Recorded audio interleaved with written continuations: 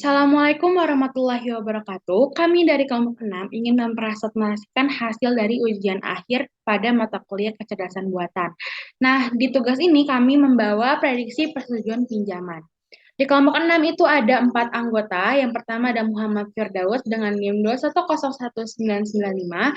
Yang kedua ada Ihsan Gozi Zulfikar dengan NIM 2103303. Yang ketiga ada Azhar Alika Putri Uda dengan NIM 2105899. Dan yang terakhir ada Ali Fatur Rahman Firdaus dengan NIM 2107377. Nah, yang pertama itu ada deskripsi masalah. Sektor ekonomi menjadi salah satu permasalahan pokok di Indonesia, sebab persentase angka kemiskinan Indonesia cukup tinggi, yaitu 10,4% atau 77,54 juta jiwa pada Maret 2021 yang diakibatkan oleh COVID-19.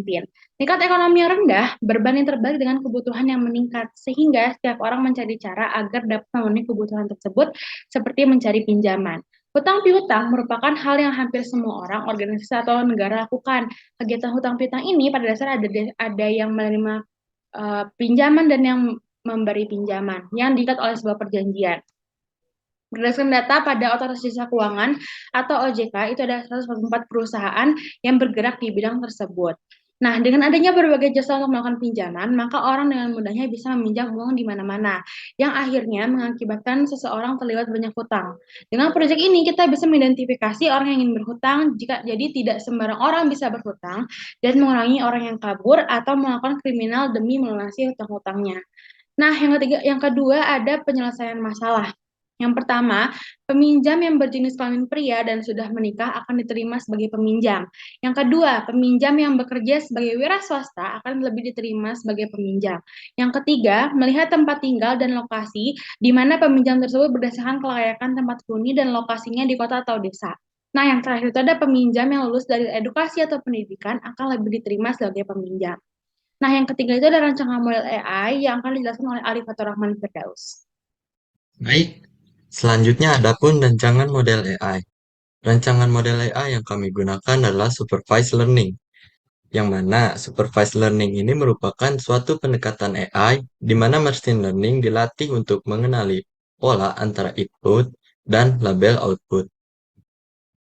Dalam kasus persetujuan pinjaman ini, supervised learning bermanfaat untuk yang pertama, memprediksi kemungkinan orang tersebut akan diterima atau tidaknya pengajuan pinjaman berdasarkan data yang telah disediakan, seperti informasi mengenai pendapatan pinjaman, jumlah hutang serta bunga, lokasi area tinggal, pekerjaan, dan lain-lainnya. Lalu yang kedua, membantu untuk meminimalkan risiko.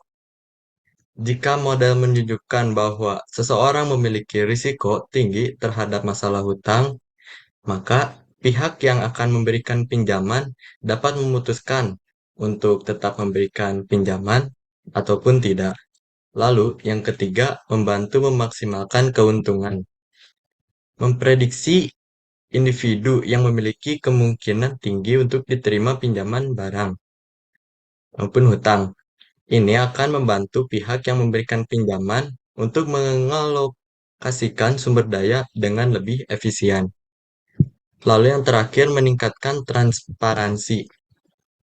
Dengan memprediksi kemungkinan seseorang diterima atau tidaknya pinjaman hutang berdasarkan data yang telah disediakan, proses pengambilan keputusan akan lebih terbuka dan mudah dipahami oleh semua pihak yang terkait. Lalu, selanjutnya kita beralih ke demo. Yang pertama, yaitu memprediksi persetujuan hutang piutang. Gunanya untuk memprediksi layak atau tidaknya klien dalam melakukan pinjaman. Prosesnya terdapat 4. Yang pertama, membersihkan data. Yang kedua, menganalisa plot. Yang ketiga, menghapus kolom. Dan terakhir, melakukan prediksi. Seperti biasa, yang pertama kita lakukan adalah memanggil library-nya, seperti NumPy, Pandas, Matplot, dan Seaborn. Kemudian kita memanggil dataset yang kita gunakan, lalu kita tampilkan 5 teratas dari dataset kita. Setelah kita tampilkan 5 teratas tersebut, kita lihat informasi dari masing-masing tiap kolom. Yang pertama dari kolom ID pinjaman sampai status pinjaman, adapun jumlah non-nulnya dan tipe datanya. Yang pertama kita lakukan adalah membersihkan data. Kita periksa dulu nilai nulnya dari dataset kita. Dengan memanggil seperti ini, maka akan mengeluarkan jumlah nul dari tiap kolom. Kemudian, kita menggunakan fungsi fillna. Yang pertama ada ffill. Metode ffill atau forward fill akan mengisi nilai nul dengan nilai dari baris sebelumnya. Kemudian yang kedua ada bfill. Metode bfill atau backward fill akan mengisi nilai none dengan nilai dari baris berikutnya. Kemudian, kita menggunakan metode fillna untuk mengisi nilai nul. Kita pakai di sini, kita pakai keduanya. Kemudian kita lihat apakah sudah tidak ada nilai nul pada data. Nah, seperti yang kita lihat, semua angkanya tuh 0. Itu menandakan sudah tidak ada nilai nul pada dataset yang kita gunakan. Kemudian, kita akan mengubah tipe data, mengubah objek menjadi tipe data, kategori, dan string. Kita tampilkan dulu tipe data kolomnya, dan di sini terlihat ada beberapa objek, beberapa tipe data yang masih objek, yang akan kita ubah menjadi string dan kategori. Dimulai dari tipe data ID pinjaman, kita ubah menjadi string. Kemudian tipe data gender, kita ubah menjadi kategori. Begitupun seterusnya sampai tipe data status pinjaman. Kita ubah menjadi kategori.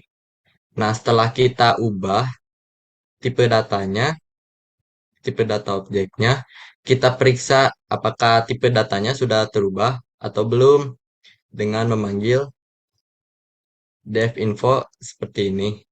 Dan akan muncul tipe data di sini sudah menjadi string, lalu gender juga sudah menjadi kategori, menikah, bergantung, edukasi, sampai dengan status pinjaman.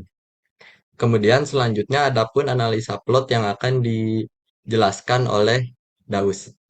Kepadanya dipersilakan. Kemudian kita menganalisa plotnya. Di sini kami menggunakan plot pie untuk melihat kategori kota, area rumah. Di sini ada semi kota, kota, dan desa.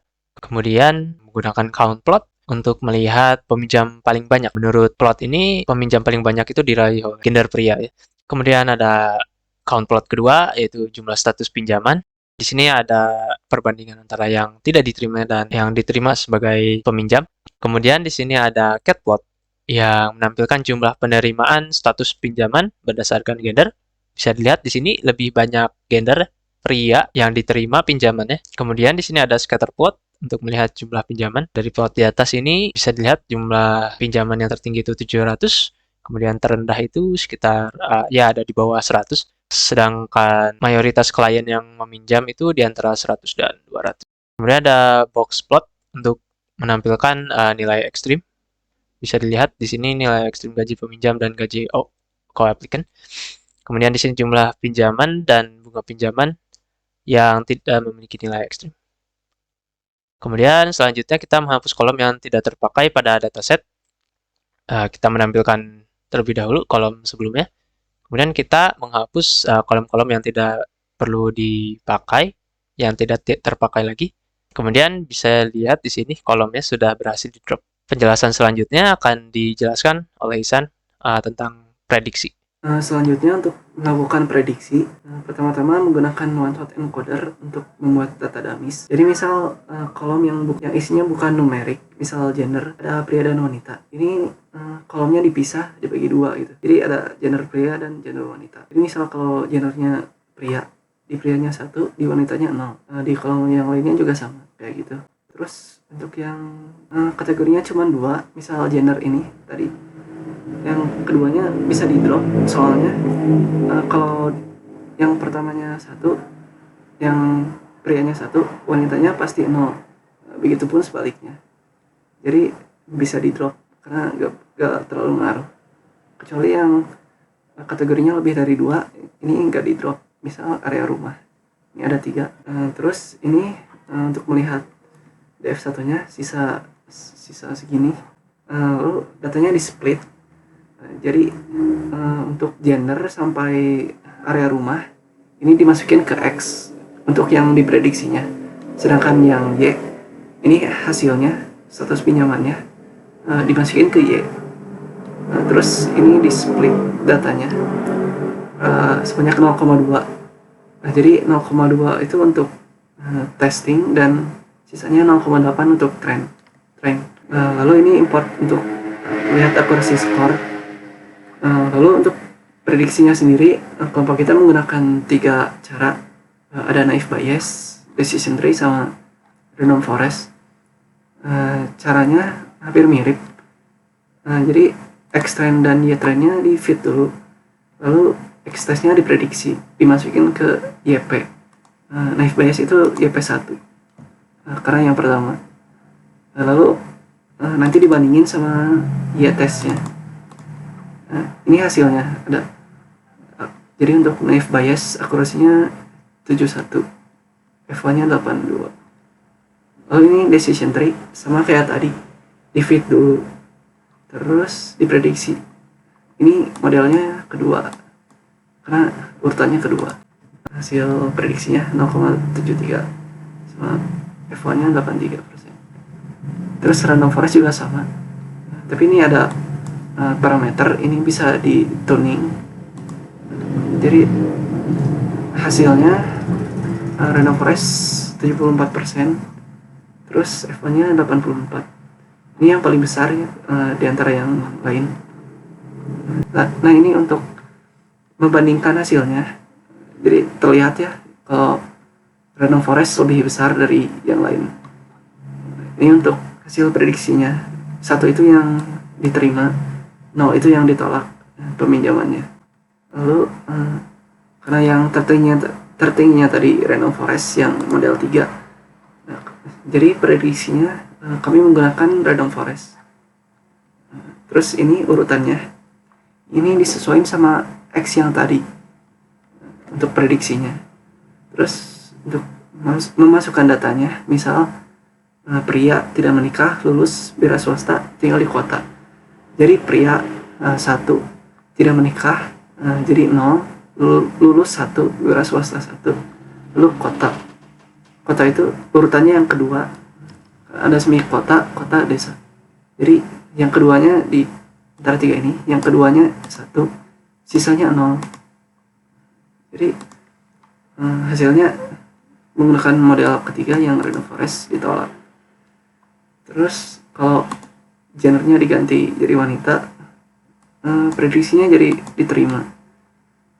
Terus misal contoh lain, wanita tidak menikah, tidak lulus, tidak wira swasta. Ininya 0 semua, tinggalnya di kota. Ini ditolak sama mesinnya. Terus kalau wanita, ini lulus terus wira swasta, sama mesinnya diterima.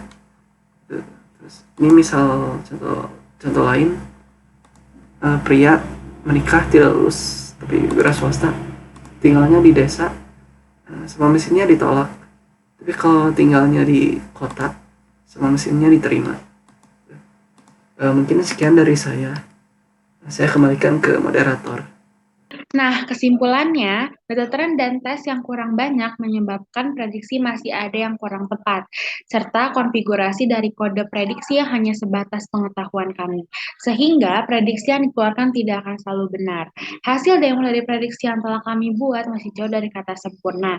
Masih banyak yang harus kami perbaiki dari dataset maupun penyusunan kode agar dapat menghasilkan prediksi yang akurat.